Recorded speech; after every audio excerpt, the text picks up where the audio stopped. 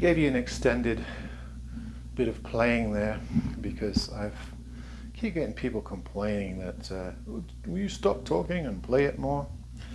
Fair enough. I still think that the testimony, the verbal testimony that someone gives on YouTube is valuable because you're never going to get a true sound sample on compressed digital video sound coming through your cheap laptop speakers.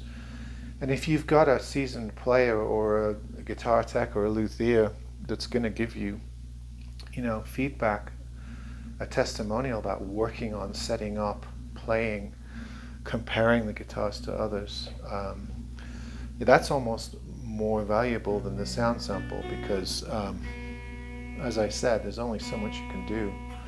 Although some people do a better job than others in their video sound. But anyway, I digress. This is a guitar that I forgot to tell you about. I got this maybe a couple of weeks before leaving my old place and did the setup and never did the video on it. And this is a Tremonti, a Mark Tremonti model, PRS SE. And you probably recognize the bird inlays, which are now on all the SE models, the import models. There's the headstock. This came up as a discounted item, and I jumped on it because the price was really, really good. And I haven't had a PRS electric guitar. I mean, personally, I've never owned one. So it was an opportunity too good to turn down. And of course, it's your LP shape, so it satisfies that place in my arsenal for a Les Paul single cut style guitar. And I have to say that, and it should be because it's priced a lot higher, it is a step up from the Les Paul copies that I've been showing you, like the IYV Green Flame, which is a very good guitar for the money. But this is just getting up into a higher echelon of joinery, finishing, wood selection, composition, electronics, all that sort of stuff. Really nice flamed, transparent black flame, which it's a look I really like. I've got 2 or 3 guitars with this type of finish.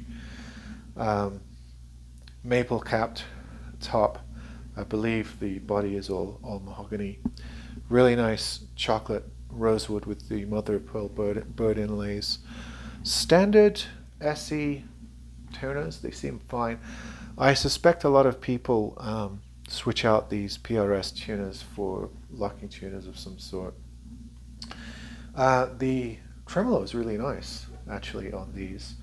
I'm told they're licensed through Kahler. I'm not sure if that's the case. Somebody let me know if that is. They're definitely different. It's sort of the brush metal, different from Les Paul's. It's very smooth. I haven't had any problems with it. The knobs are kind of plain. Not that that bothers me. But for a guitar like this, you might have expected a little bit more aesthetically pleasing knobs, although there's nothing wrong with those. I like the wood binding.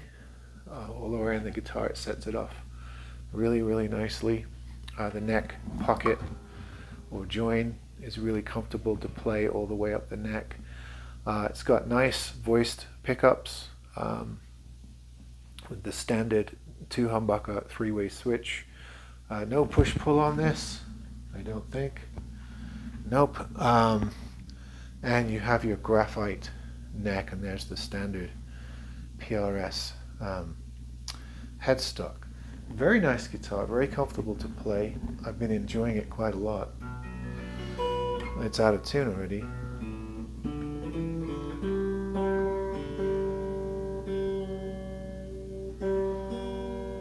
Oh, it's that.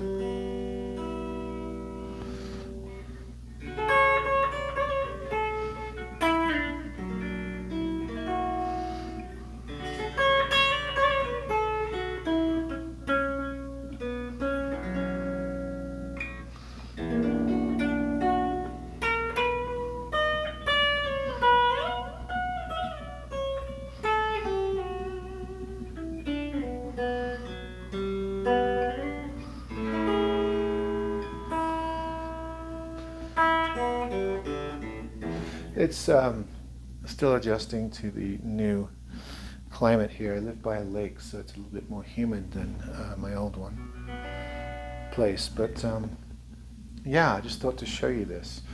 Of course, these are what, $600-700 guitars, so they're not cheap. They're not in that budget bracket that we often look at. But you know, if you want, you know, the next step up, a good mid-range, upper mid-range electric, particularly in this single cut style.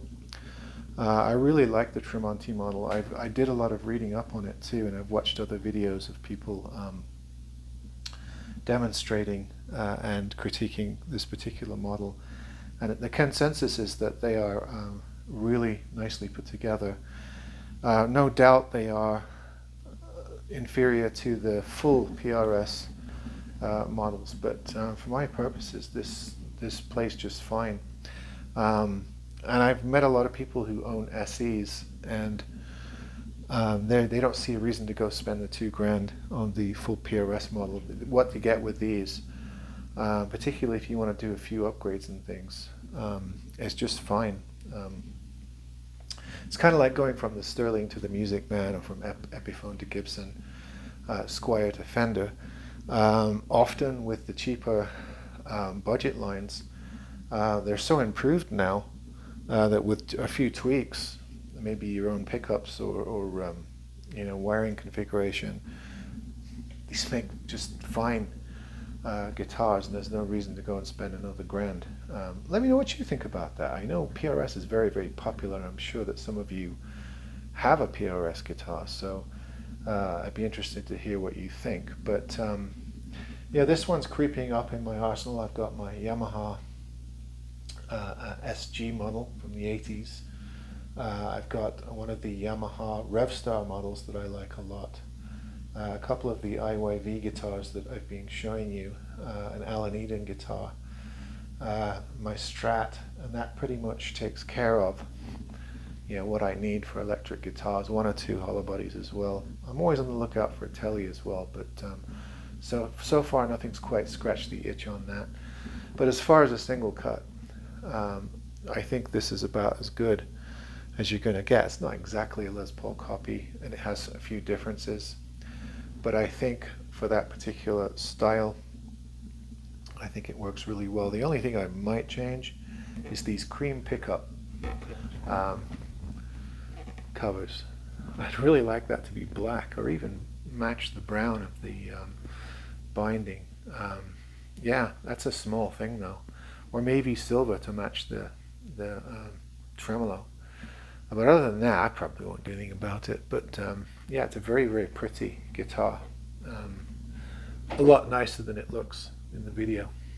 All right, see you next time.